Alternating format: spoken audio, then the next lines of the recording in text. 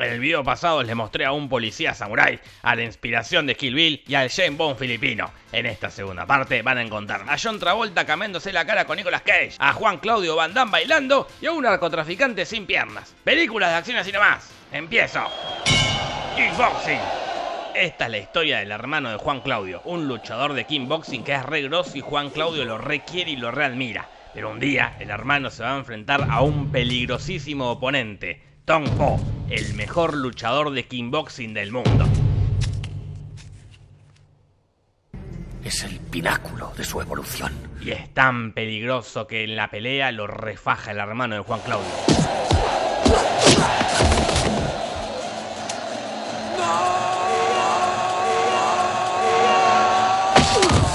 Y lo manda al hospital. La cosa es que cuando el médico le dice a Juan Claudio que el hermano quedó paralítico, él protagoniza el momento más emotivo y por lo tanto peor actuado de la película.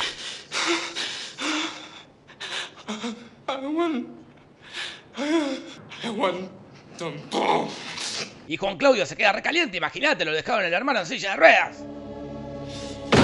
Oh, take it easy, take it easy. Y le pide a un chabón que le diga dónde está Tong Po y él no le quiere ayudar y juntos protagonizan otro momento emotivo y por lo tanto peor actuado de la película.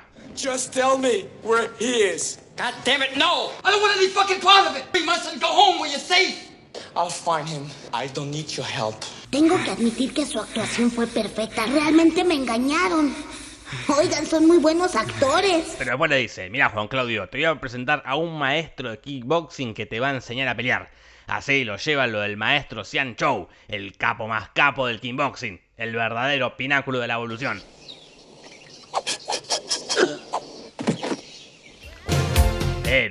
Pero, falta algo. El entrenamiento termina en un barcito. You good dancer?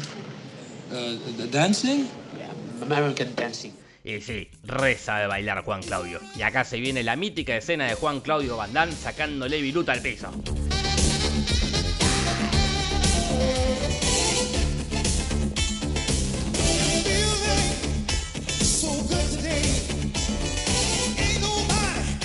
En pocos meses, Juan Claudio aprende todo lo que tiene que saber sobre el kickboxing y se convierte, ahora sí, en el pináculo de la evolución. I want Tong Po. Give me Tong Po. Y está listo para enfrentarse al malvado Tong Po en una super batalla final.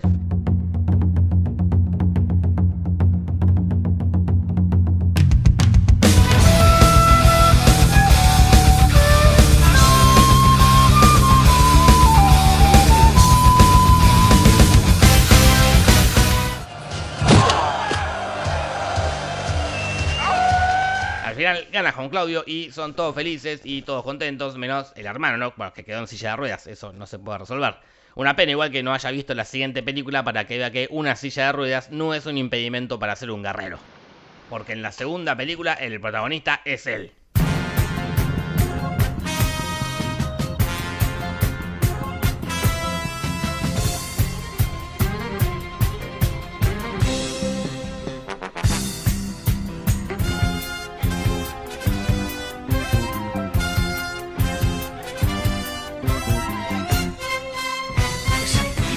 De su evolución. Él es Mr. No Legs, un narcotraficante bien malo que además de saber pelear tiene dos escopetas escondidas en su silla de ruedas.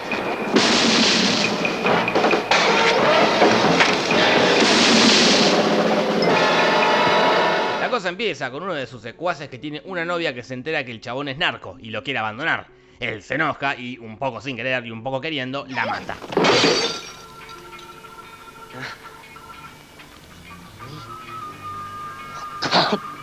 ¡Asesino de mierda! Entonces llama a su jefe y le pide que le dé una mano para deshacerse del cuerpo. Entonces le inyectan droga y tiran el cuerpo por ahí para que pase por una sobredosis. Y pim pam pum, acá no pasó nada. ¡Bien hecho! Sin ningún tipo de sentido, Mr. No Legs mata a su empleado y el de bigote se queda con cara de ¿y entonces para qué lo ayudamos? Bah, no importa. Igual no te relajes tanto, Mr. No Legs, porque mirá que tenés que tener mala suerte, porque la mina es la hermana de un policía con bigote.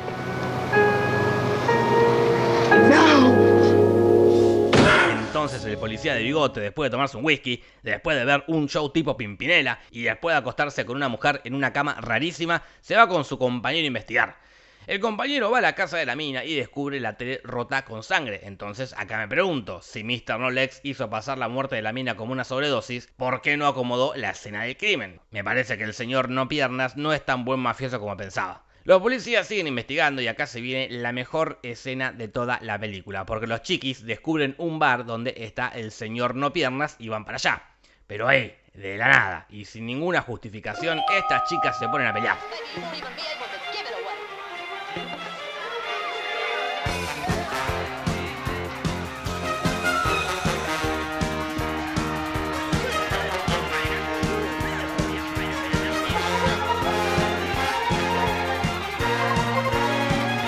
Lo más raro de esto es que cada tanto enfocan a un enano que está ahí arengando. Pero lo más raro de esto es que cada tanto alguien le parte una botella en la cabeza a otra persona sin ninguna explicación.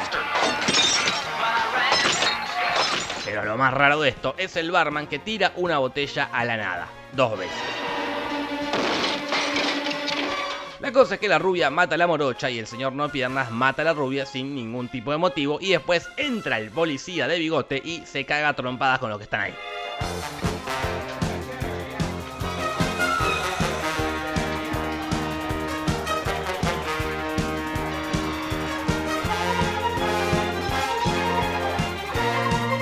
La cosa es que de la nada nos enteramos que el comisario, jefe del policía de bigotes y el policía rubio, es malo. Y él mata a Mr. No Legs.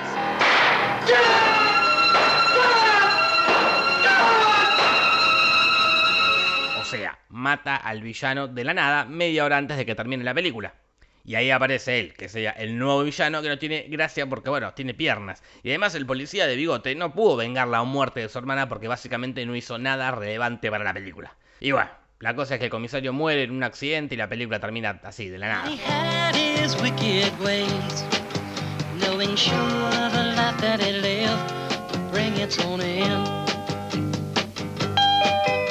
Así que mejor pasemos a una de las mejores películas de acción de los 90. Contracara. Esta película arranca con John Travolta andando en la calecita con su hijo. Está muy contento cuando de repente, ¡pumba!, Nicolas Cage le mete un tiro. Afortunadamente, John sobrevivió. Pero el hijo no. Y el pibito muere. 6 años después, John Travolta le dedicó todos esos años a buscar a Nicolas Cage y no lo encontró. Mientras que Nicolas Cage siguió siendo terrorista y pone una bomba en un centro comercial, pero además pone unas caras inexplicables. La cosa es que el pelado le dice a John Travolta: escuchame, John Travolta, lo encontramos a Nicolas Cage, se está tomando un avión. Van todos para allá y hacen que el avión se la ponga contra un coso, meten preso al hermano de Nicolas Cage y John lo deja en coma.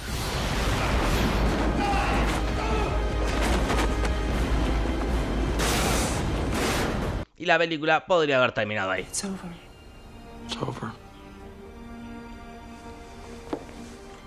Oh, Sean. Pero no, porque aparece de nuevo el pelado y le dice a John: escúchame, John Travolta, Nicolas Cage puso una bomba que va a explotar en una semana y el único que sabe dónde está es el hermano. Bueno, yo me encargo de sacarle la información, le dice John Travolta. No, tenemos una idea mucho mejor, mucho más rebuscada y que tiene más posibilidades de salir mal que bien. Intercambio de caras. ¿Intercambio de caras? Sí, intercambio de caras. O sea, una careta, no. Te sacamos la cara a vos, le sacamos la cara a Nicolas Cage y te la ponemos a vos. Entonces te metes en la cárcel, hablás con el hermano de Nicolas Cage haciéndose pasar por Nicolas Cage, le sacás la información que necesitamos, volvés acá y te devolvemos tu cara. Y para asegurarnos el éxito de la misión, solo vamos a ver esto 3 personas. Me parece una locura, dice John Travolta. Me niego rotundamente. Dale, por favor, le dice la policía. Bueno, me convencieron. Y así, John Travolta y Nicolas Cage se intercambian las caras.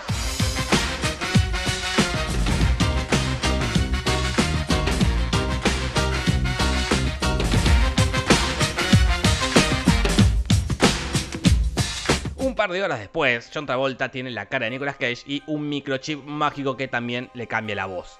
Así, lo meten a John Travolta en una cárcel de máxima seguridad donde te ponen unas botas magnéticas. Se encuentra con el hermano de Nicolas Cage y en 2 segundos le saca la información necesaria. Y pim, pam, pum, misión cumplida. ¡Bien hecho!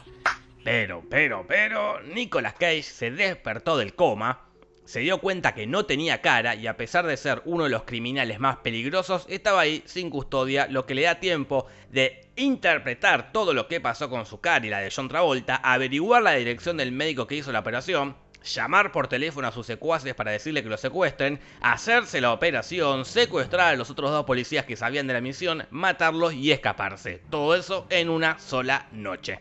De ahí Nicolas Cage, con la cara de John Travolta, va a visitar a John Travolta con la cara de Nicolas Cage y le dice: al final te salió el tiro por la culata, ahora yo voy a ocupar tu vida y vos te vas a pudrir en la cárcel. Y John Travolta se queda ahí con cara de este plan fue una reverenda mierda.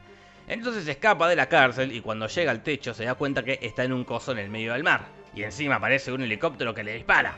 Igual tranca palanca porque John Travolta esquiva todas las balas, se tira al agua y gracias a una oportuna elipsis aparece ya en la ciudad. O sea, vos me estás diciendo que nadó hasta acá, sin que el helicóptero lo vea y sin que lo esté esperando ningún policía en la costa. Mucha casualidad. Molto coincidente.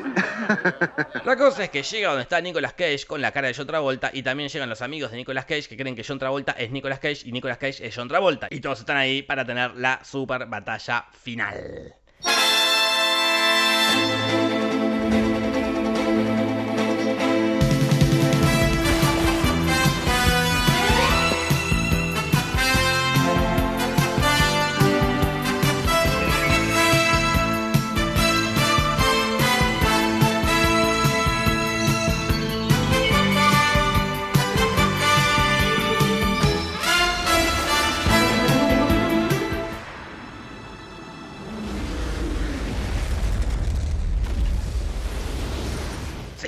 Hubo una persecución con lanchas, injustificada pero necesaria, como toda persecución con lanchas. Y al que no le gusta, que se joda. Al final, John Travolta, con la cara de Nicolas Cage, mata a Nicolas Cage con la cara de John Travolta.